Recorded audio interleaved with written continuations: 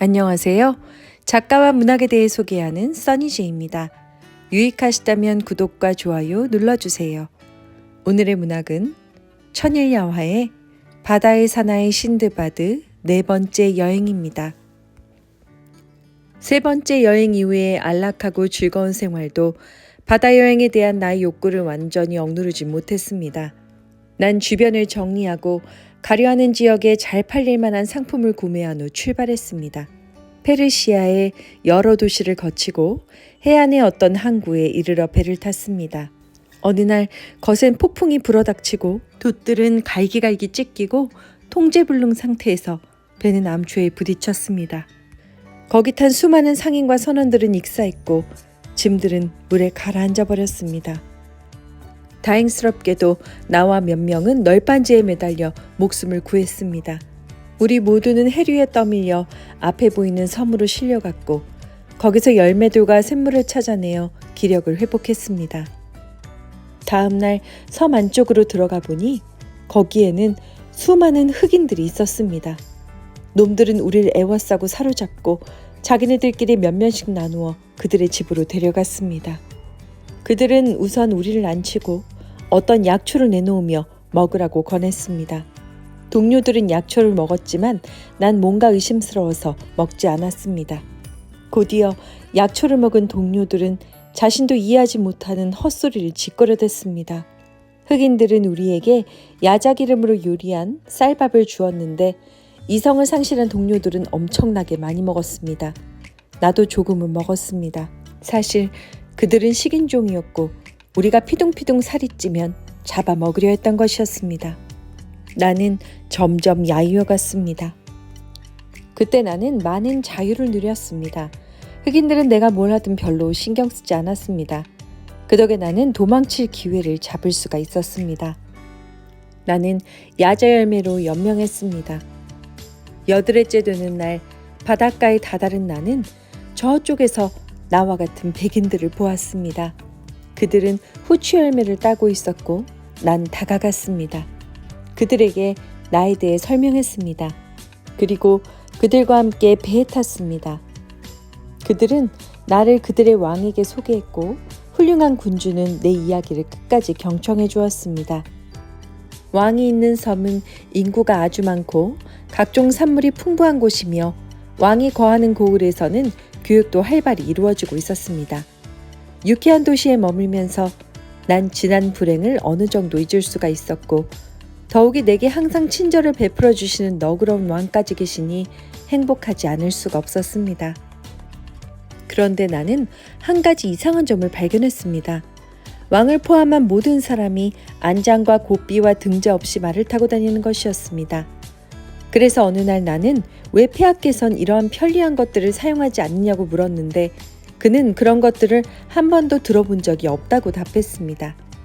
난 즉시 어떤 장인의 집에 가서 도면을 보여주며 나무를 깎아 안장틀을 하나 만들게 했습니다. 그리고 내가 직접 그 위에다가 금실로 수놓은 가죽을 씌우고 빵빵하게 속을 채웠습니다. 또 제갈과 등자를 만들어 달라고 부탁했습니다. 왕에게 바치자 왕은 이것들을 시험해 보았습니다. 그리고 결과에 몹시 만족해 내게 큰 선물을 하사했습니다. 신드바드, 난 자네가 참 좋다네. 그리고 자네를 아는 내 친아들도 나처럼 모두 자네를 아끼고 있지. 그래서 오늘 내가 자네에게 한 가지 부탁을 하려 하니 꼭 들어주길 바라네.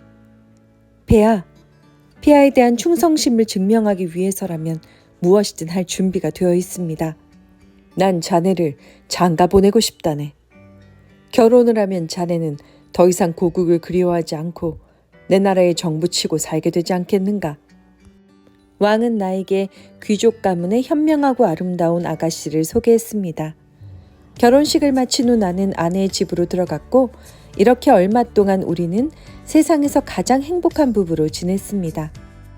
하지만 나는 내 고향 바그다드로 돌아가고 싶은 마음뿐이었습니다. 어느 날 나와 아주 친밀한 우정을 맺고 지내던 이웃집 사내의 아내가 병이 들어 죽었습니다. 조문을 가보니 그는 혼자서 몹시 괴로워하고 있었습니다. 난 그에게 다가가 하느님께서 선생님의 건강을 지켜주사 장수를 허락하시길 기원합니다. 라고 얘기했습니다. 그런데 그는 저는 살 날이 1시간밖에 남지 않았습니다. 라고 말하는 것이었습니다. 오늘 죽은 아내와 함께 묻히는 것이 이 나라의 관습입니다. 사내로부터 야만스럽고도 기이한 풍속에 대해 들은 나는 몸이 오싹해지는 걸 느꼈습니다. 시신은 뚜껑이 열린 관에 넣어졌고 운구 행렬이 움직이기 시작했습니다. 남편은 행렬의 맨 앞에 서서 아내의 관을 따랐습니다. 높은 산 위에 위치한 장지에 도착해 사람들은 우물처럼 깊은 구덩이 입구를 막은 바위를 들어 올린 후 그 아래 줄을 묶은 관을 내려다보냈습니다. 남편은 사람들과 작별 인사를 나눈 후 아무런 저항하지 않고 관 속에 들어가 누웠습니다. 사람들은 남편의 관도 내렸습니다. 난 왕을 찾아가 말했습니다. 폐하, 산 사람을 죽은 사람과 함께 매장하는 이곳의 기이한 풍습을 보고 전 기절할 듯 놀랐습니다. 전 지금까지 많은 곳을 여행했고 무수한 민족의 사람들을 만났지만 이렇게 잔인한 법은 어디에서도 들어본 적이 없습니다. 혹시 이방인들도 이 법에 적용이 됩니까? 당연히 그렇소. 이 대답을 듣고 집으로 돌아오는 내 마음은 더없이 우울했습니다. 혹시 아내가 먼저 죽는다면 나 역시 산채로 그녀와 함께 매장되어야 된다고 생각하니 무서워서 견딜 수가 없었던 것입니다. 그런데 얼마 지나지 않아 나의 아내도 병으로 자리에 눕더니 얼마 안 되어 죽어버렸습니다. 난 울면서 아내의 관 뒤를 따라갔습니다. 나 또한 관에 들어갔습니다. 관이 구덩이 바닥에 다가감에 따라 난 위쪽에서 새어들어오는 희미한 광선 덕분에 이 지하 장소의 윤곽을 흐릿하게나마 분간할 수가 있었습니다. 그곳은 깊이가 약 50여 큐빗 정도 되는 아주 넓은 동굴이었습니다. 좌우로 쌓여있는 무수한 시체들에서 고약한 악취가 났습니다. 난 재빨리 관에서 빠져나왔습니다. 동굴 속에서 난 죽음이 찾아오기만을 기다리고 있었습니다. 그런데 입구가 열리더니 사람들이 관 하나와 산 사람을 내리는 것이었습니다. 죽은 사람은 남자였고 함께 내려진 산 사람은 그의 아내였습니다. 난 그 여자의 머리를 뼈로 내리쳤고 일주일의 식량을 훔쳐다가 연명했습니다. 계속 그런 식으로 동굴에서 나는 살아남았습니다. 어느 날 동굴 내 주변에서 무슨 소리가 났습니다. 소리를 따라가 보니 드넓은 해변과 광대한 바다가 펼쳐져 있었습니다. 난 너무나 기뻤습니다. 내가 들었던 소리는 바로 동물들의 소리였던 것입니다. 난 다시 굴 속으로 들어가서 관 속에 있는 보물들을 가져왔습니다. 그리고 그것들을 한데 묶어 여러 개의 꾸러미를 만들었습니다.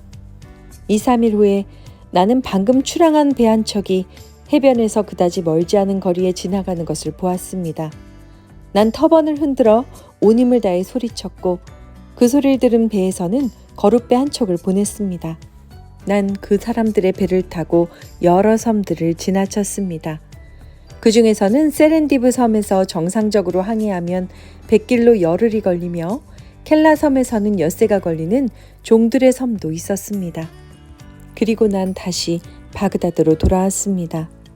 신드바드는 다시 힌드바드에게 백색행을 선물로 주면서 다음 날도 같은 시간에 와서 식사를 하고 5번째 여행의 이야기를 들어보라고 권했습니다.